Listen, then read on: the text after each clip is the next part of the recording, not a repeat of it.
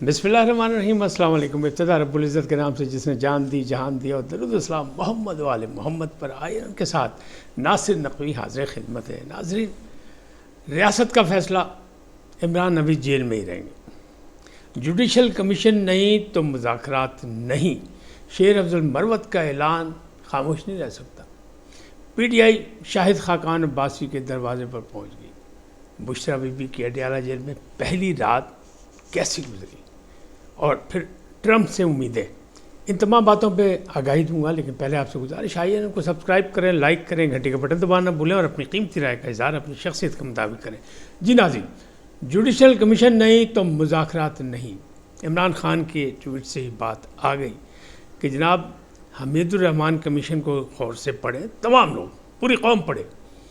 और उस वक्त याहिया खान जैसे आमिर ने जो कुछ किया, मौजूदा दौर का याहिया खान यानी आमिर जो वही कुछ करना चाहता है। लिहाजा हमारा मुतालबा जो है वो जुडिशल कमीशन का, अगर जुडिशल कमीशन नहीं तो फिर मुज़ाकरात नहीं, यानी बकौल शेर अफजल मरवत के मुज़ाकरात बढ़ गए।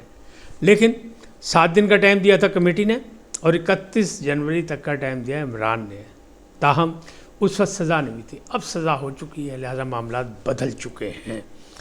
अब लोगों का ख्याल ये है, इस्लामाबाद से जो इतलात मिल रही हैं उसमें यह है कि जो हाई कोर्ट में अप्लाई किया जाएगा, यानी सहूलत के लिए, रिलीफ के लिए, तो शायद हाई कोर्ट भी, इस्लामाबाद हाई कोर्ट भी उनकी मदद ना कर सके। क्यों कि जो 2 नए जज तैनात हुए हैं वो शायद हिस्सा बन जाएंगे और फिर मामला बिगड़ जाएंगे, यानी मर्ज़ी के जजेस के सामने नहीं जाएगा, तो वो उम्मीदें भी ख़त्म हो गई।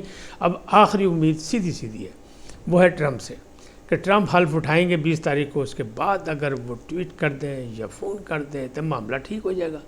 लेकिन ऐसा नहीं लग रहा। क्यों कि ट्रंप के मामलात में पहले भी बहुत पहले कह चुका हूँ कि गज़ा का मसला है, वहाँ मुआहदा है, वहाँ इंसानी जानों को ज़ाया, वहाँ पे वो शिकस्त एक किस्म को तस्लीम कर रहे हैं और उसको ख़त्म कराना चाह रहे हैं, और जंग ख़त्म करना चाहते हैं ट्रंप अपने हिसाब से।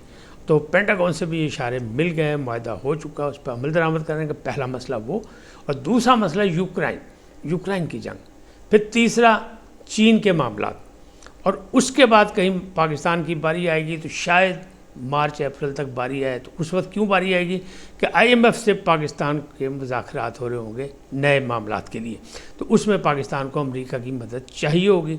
तो लगता यह है कि उस वक्त तक मौजूदा हुकूमत, चाचू हुकूमत, वो शहज़ादा जो हैं सऊदी अरब के मोहम्मद बिन सलमान, उनसे रब्ते कर के ट्रंप से ताल्लुकात इस्तवार कर चुके होंगे। और ट्रंप से के आने से पहले भी जो वहाँ से हवा आ रही है वो यही है कि पाकिस्तान से हम मिल के आगे चलेंगे, क्योंकि दहशतगर्दी में पाकिस्तान, दहशतगर्दी के ख़िलाफ़ जो जंग लड़ी जा रही है उसमें पाकिस्तान को नुकसान भी ज़्यादा हो रहा है और पाकिस्तान का इश्तराक हमारे साथ शामिल रहेगा।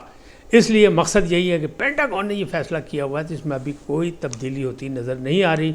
तो ट्रंप के पास शायद इतना टाइम भी ना हो। लेकिन वो जो एक बड़ा ड्रामा था ना कि ट्रंप की हल्फबर्दारी में कौन शिरकत करेगा, तो मैंने बहुत पहले कहा था कि बिलावल भुट्टो ज़रदारी को पैगाम मिल गया, दावतनामा आ गया।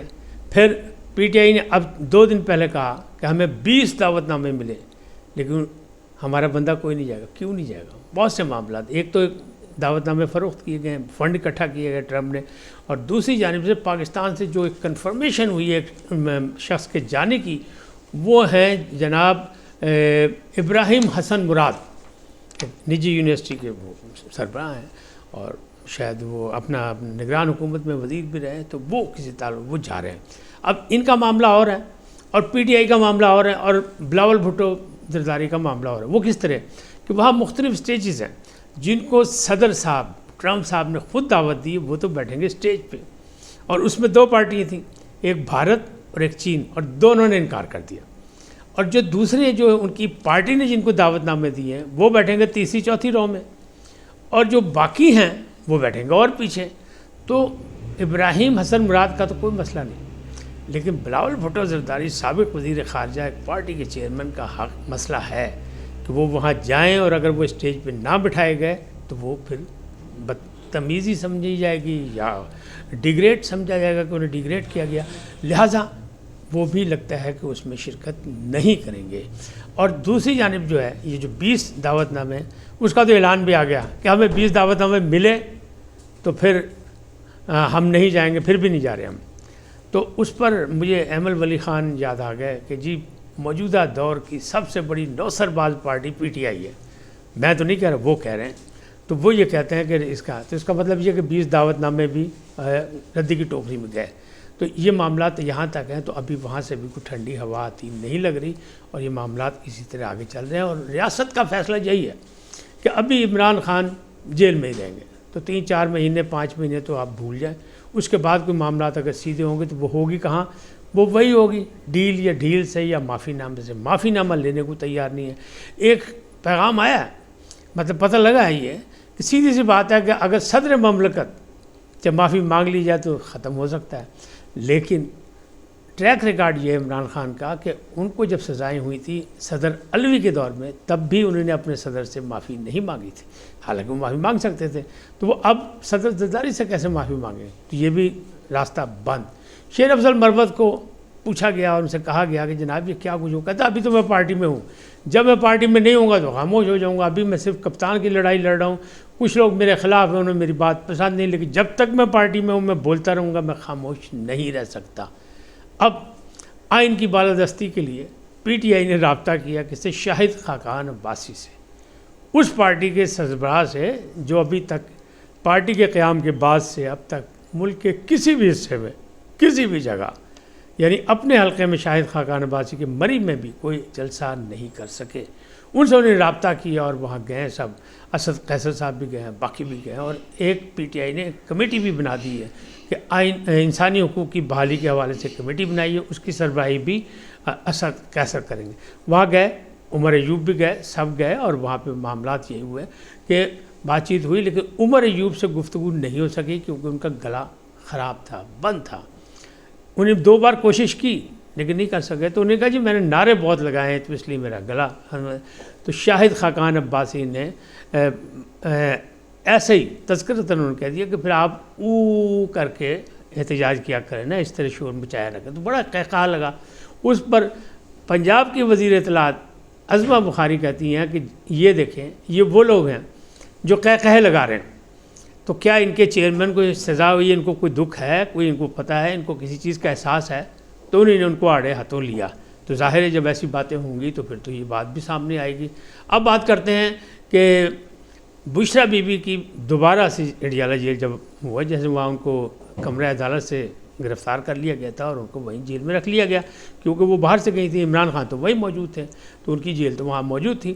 لیکن بشرا بی بی کی پہلی رات جیل میں کیسی گزری؟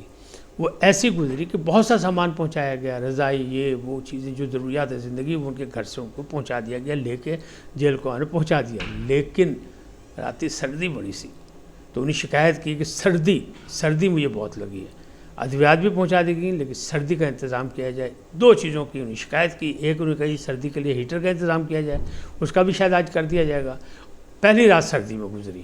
اور دوسری بات جو انہوں نے کی وہ یہ کی کہ جناب واش روم میرا جو ہے وہ صحیح نہیں ہے، اسے صاف ستھرا کرایا جائے. تو آج شاید وہ بھی جیل کام کر دیں گے.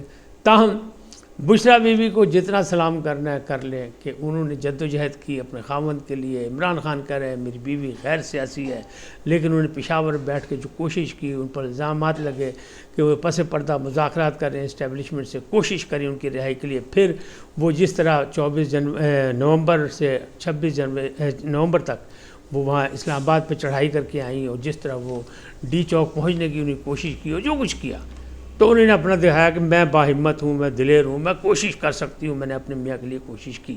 لیکن عمران خان کہہ رہے ہیں یاد رکھیں وہ غیر سیاسی ہیں، وہ ایک چادر اور 4 دیواری والی خاتون ہے، اس کو مجبور اس لیے کیا جا رہا ہے، اس کو سزا اس لیے دی گئی ہے.